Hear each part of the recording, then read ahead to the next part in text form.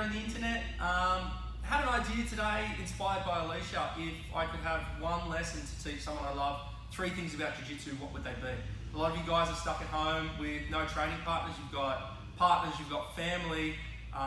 These are things that you could show them that they'll be able to do on the spot, and you never know, one day it might help them to save themselves. So self-defense is mainly about distance management, keeping someone so far away from you that they can't do any harm to you, or so close that they also minimize the amount of harm that they can do to you. And one of the ways to do that is standing in base. We can have our opposite foot and our opposite hand planted firmly on the ground. Our free hand protecting our face. Lift our hip up, push, bring our foot behind, and stand up protecting our face.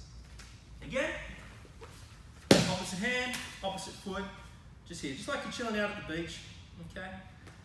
Lift your butt off the ground, push, and I want your whole knee to come behind your whole elbow and standing in base here. That gives you a chance to get away, managing space, and also assess your situation from there. Okay, so now more than ever, creating appropriate social distancing is super important. That's why we need to stand in base. So Rachel's going to be the jiu-jitsu person.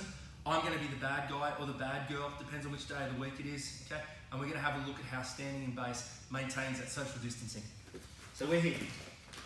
As I'm coming along, Rachel's going to use that leg as a broomstick to push me away. Now if that gets me moving backwards, she stands in base, and here we are, absolute 1.5 meters, social distancing done well.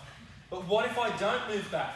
Rach can then use it to move herself back, and as long as I'm following, she doesn't stand. When I move back, that's when it's time for her to stand in base and maintain that social distancing. All right, high elbows. Hey!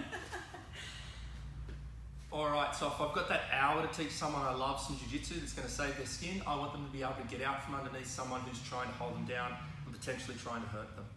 The bridge is a really good way even for advanced grapplers to warm up or to develop their neck strength, and you'll see in a moment how applicable it is to anyone. So what I want to do, key point here, I want my feet as close to my butt as I can, and I want to roll over the top of my shoulder, not the side. We're here. I'm going to turn my head to a side and lift my hips as high as I can. Back down. Other side. You can see I'm using my arms. You can also do this without your arms. Boom. You'll see if I put my feet away from my hips, I just can't get them as high. And for some of you who have been trying to trap and roll, you might notice that that's a real challenge for you. So try and get your feet as close as you can to your hips. Okay, so now let's have a look at that bridge in action.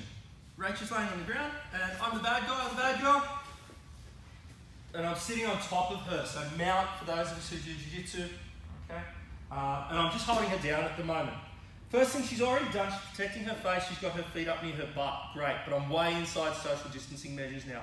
She steps over my ankle, brings it in, traps this arm, bam, must hold it tight. If I can pull that out, I can start to do a lot of damage, or at the very worst, she can't roll me. So when she traps that arm, holds it in super tight. Now from here, she's going to lift her hips, roll over that shoulder, and then straight away, hands on me, spring up, and create that social distancing. Okay? Head towards the cameras. I've got the mount here way inside, okay? Very vulnerable. Rach steps her foot over, traps my arm, holds it in nice and tight, feet in near her hips, lifts her hips, goes over the shoulder, hands on me, springs away, safe of all coronas. Trap and roll. Okay, so this time the bad guy is ignoring all social distancing protocols. Rachel's on her back, and I'm in between her legs. And not only that, I'm trying to choke her with one hand. We're going to look at a very fundamental armbar now. Against another jiu-jitsu fighter, the details will change considerably because a jiu-jitsu fighter is probably not going to sit there like this. But for now, this will do the job. Okay? So what Rachel's going to do, she's going to hold my wrist like she's eating a cheeseburger, so her thumbs are closest to her. Boom. And she's going to use that just to pull my hand off her neck a little bit. All right? Foot on the same side as my arm is going to go on my hip, and she's going to turn a corner. She's going to kick under my armpit at the same time. Now her left leg goes over my head, lifts her hips up high, breaks my arm. Or I tap and she doesn't break my arm. That's really cool too. Okay? Again, here, Rachel's got the grip on the wrist like she's eating a cheeseburger. Foot comes on my hip, turns the corner and kicks under my armpit. Leg goes over the head. Squeeze our knees, lift our hips high. As soon as I tap, she lets go. If the bad guy or girl stays in your social distance, take the arm, go home. Where you should be anyway.